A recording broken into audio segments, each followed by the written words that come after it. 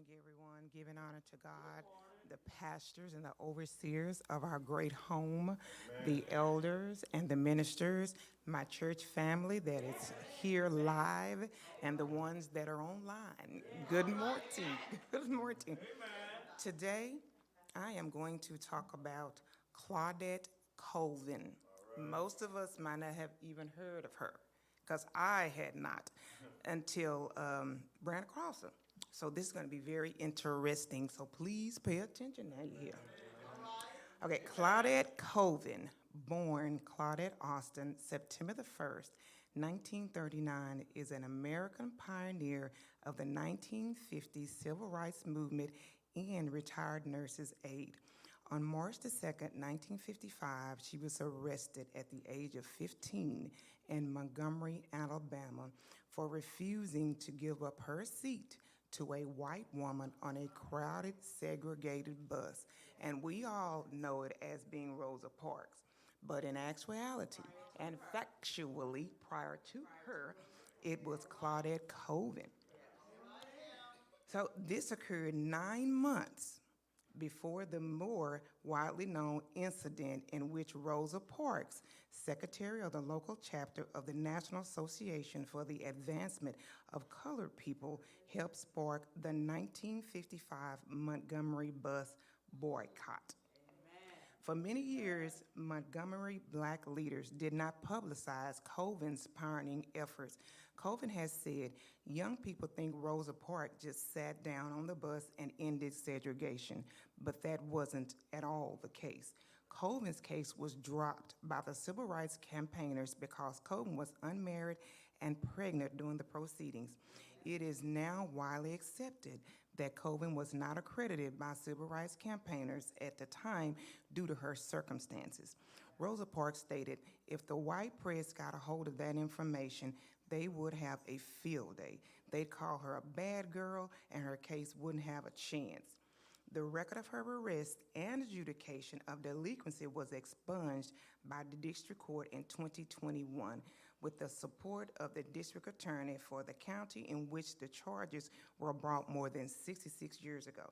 So now I want to dive into the bus incident.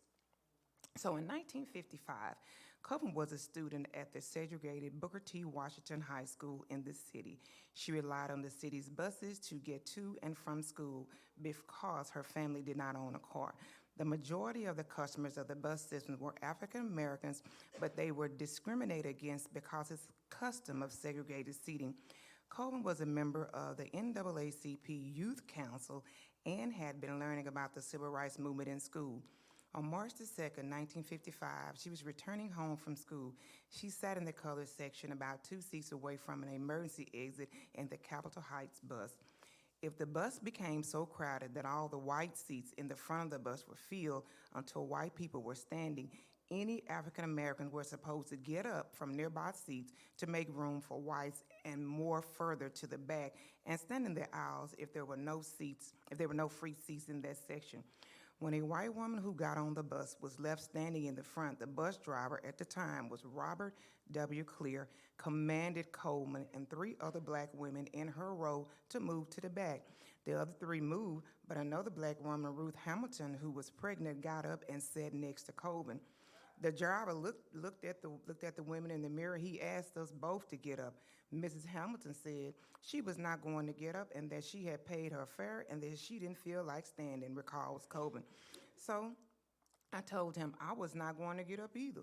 So he said, if you're not going to get up, I will get the police. The police arrived and convinced a black man standing behind the 2 women to move so that Miss Hamilton could move back.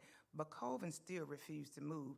She was forcibly removed from the bus and arrested by the 2 policemen, Thomas J. Ward and Paul Headley. This event took place 9 months before the NAACP Secretary Rosa Parks was arrested for the same offense. Colvin later said, my mother told me to be quiet about what I did. She told me to let Rosa be the one. White people aren't going to bother Rosa. They like her. Colvin did not receive the same attention as Rosa for numbers of reasons. She did not have good hair. She was not fair-skinned. She was not a teenager, and she was pregnant. The leaders in the civil rights movement tried to keep up appearance and make the most appealing protesters to the most seen.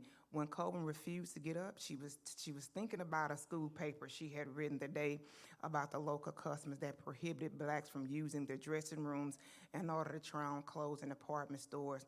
In a later interview, she said, "We could not try on clothes. We had to take a brown paper bag and draw a diagram of our foot and take it to the store." Referring to the segregation in the bus and the white woman, she couldn't sit in the same row as us because that would mean we were not as good as her. The bus was getting crowded, and I remember the bus driver looking through the rearview mirror asking Coben to get up for the white woman, which she didn't. And Annie Larks Price, a classmate of Coben's, she had been yelling, "It's my constitutional right." She decided on that day that she wasn't going to move. Coben recalled, "History kept me stuck to my seat. I felt the hand of Harriet Tubman pushing me down on one shoulder and Sojourner Truth pushing me down on the other. Coben was handcuffed, arrested, and forcibly removed from the bus. She shouted out, "This is my constitutional rights. We're being violated." Coben said, "But I made a personal statement too, one that Parks didn't make and probably couldn't have made. Mine was the first cry for justice and a loud one." So she was the one. Can you just imagine a 15-year-old pregnant girl, you being alone on this bus, and they're telling you to get up for another human being, another individual. If we were to get cut, we still bleed the same. But they were held over us as though we were nothing. I tell you what, we have been through a lot and we have came a long way. So I wish I would find out one of y'all getting up and going to the back of the bus. That ain't what that is. We do have rights, and we gonna stand up for them because we what? We black and we proud. Say it loud. Amen.